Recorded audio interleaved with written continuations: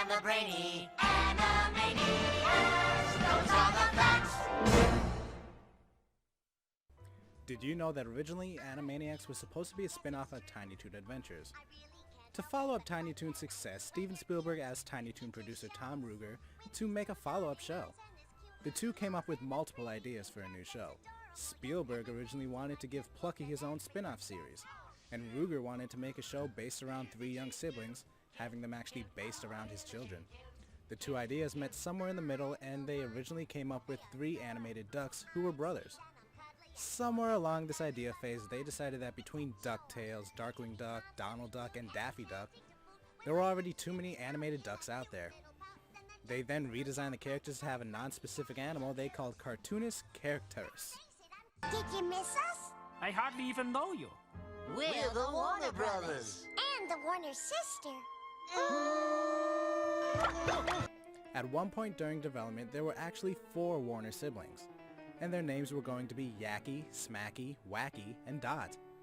As the art team got close to finalizing the design of the characters, they melded Smacky and Wacky into one character. Then they started changing the names, changing Yacky into Yakko, Wacky into Wacko, and keeping Dot the same. I thought you needed us to be as skeletataries. Never!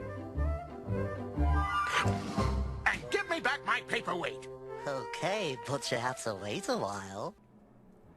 In order to promote the premiere of Animaniacs, Warner Brothers put a giant balloon shaped like Yakko on top of their water tower. However, no one told the head of the studio, Bob Daly, about this PR stunt, and he thought someone put a really bad Mickey Mouse balloon on top of their tower. So he ordered it was taken down, and it was popped.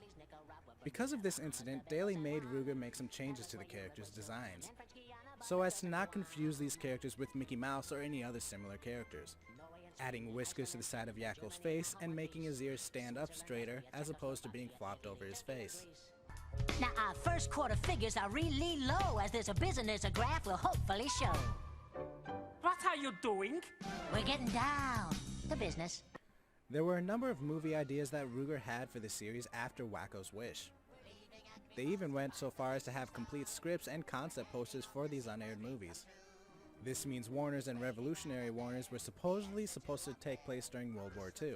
Little Orphan Warners would simply be their take on Oliver Twist, a Christmas movie entitled Winter Warnerland, in which the siblings would travel to the North Pole in order to harass Santa and his elves. And then there was Hooray for Hollywood, which was essentially about the Warner siblings having fun around Hollywood. So now here's your trivia question. Of these 5 movies I listed, one was turned into a 2-part episode special. Which one was it? This Means Warners, Revolutionary Warners, Little Orphan Warners, Winter Warnerland, or Hooray for Hollywood. Good night, everybody.